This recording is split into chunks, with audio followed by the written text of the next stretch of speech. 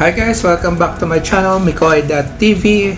Ayan, meron na naman tayong bubuksan na laruan gawa ng Bandai SH Figure Arts na si Saito Hajime from the anime na Rurouni Kenshin na streaming ngayon online. Si Rurouni Kenshin ang bida sa anime na dati rin siyang Samurai X. So, yung Rurouni Kenshin parang ni-redraw. So, lumabas ulit yung anime pero same lang siya ng story ng Samurai X. So, yan. Tingnan natin ang box art ni Saito. Ayan, from Bandai. Tamashii Nation. Ayan. So, Bandai Spirits. So, ayan. So, this is a licensed product from Bandai. So, enjoy guys.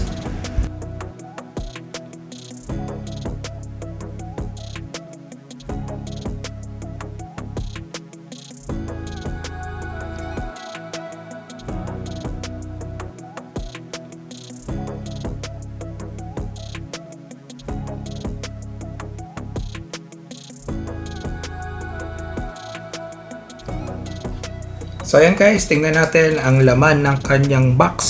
So syempre, yung bida, si Saito. Ayan, tingnan nyo yung details ng paint. Ayan, ang paint ng Bandai. Napakaganda. Parang drawing. Ayan.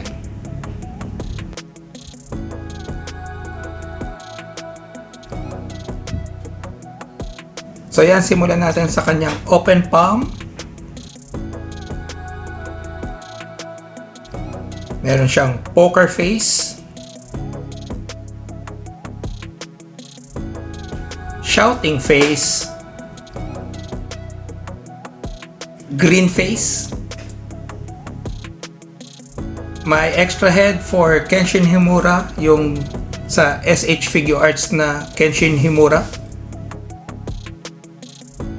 Meron siyang wide open palm for the right hand.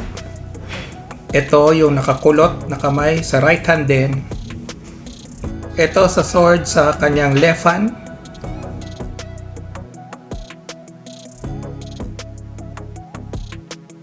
Left hand panghawak sa may lagayan ng sword.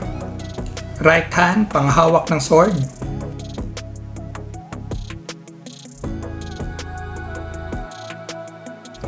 Siyempre, di mawawala ang kamay na may sigarilyo. Iconic yan kay Saito dahil mahilig siya manigarilyo sa anime. Ang kanyang sword,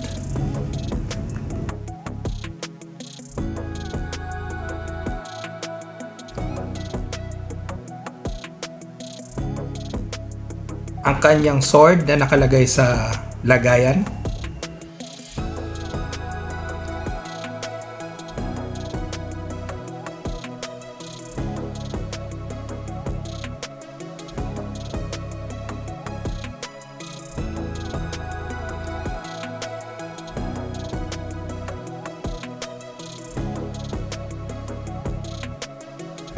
So ayan, dito magtungo tayo sa kanyang articulations. Ayan, yung sa kanyang ulo. Medyo maganda na ang articulation ng mga laruan ngayon kasi habang tumatagal, nagbabago, nag-e-evolve, dumadami ang articulation. Magagawa nyo yung mga pose na gusto nyo. So ayan. So check natin to guys.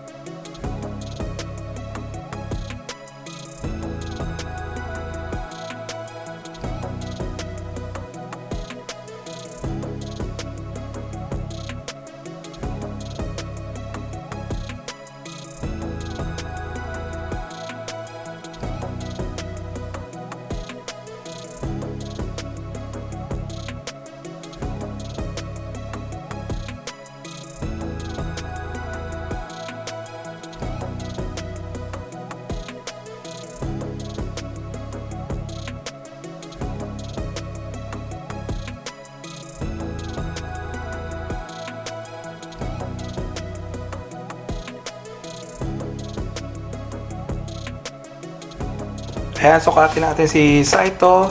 Siya ay around 6.3 inches. So, ikumpara natin. Ito ay hindi SHF Figure Arts. Ito ay si Sanosuke, gawa ng Dasein model. At ito naman si Kenshin Himura, gawa rin ng Dasein model. Kung mapapansin nyo, maliit yung Kenshin Himura ng Dasein model. Ito ay customized. Yan ay pinutol ko na yung binti at braso para lumiit siya. Kasi maliit talaga siya sa anime para height accurate siya kay Sano. So ayan, matangkad naman si Saito. So mukhang okay naman siya ipagtabi.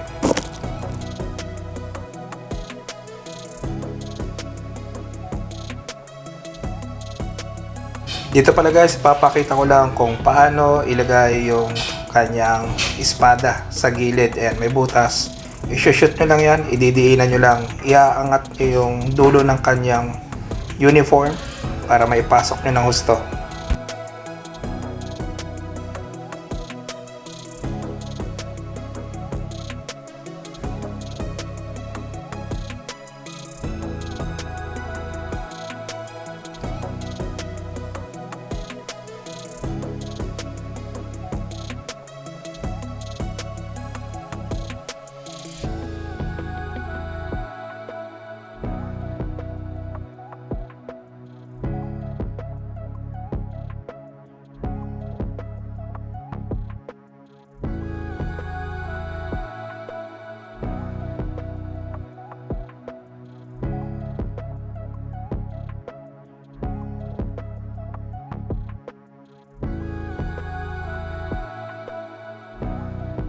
So ayan guys, nasa dulo na naman tayo ng ating video. Sana ma-enjoy nyo yung aking mga poses kay Saito.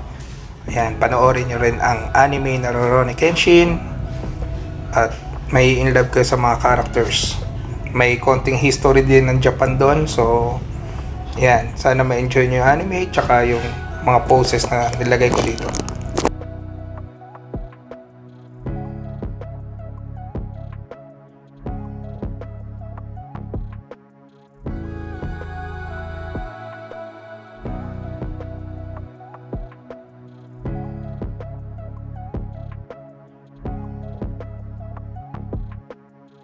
So yun, sa mga bago pa sa aking channel, please hit like, subscribe, and hit the notification bell para sa aking mga upcoming videos.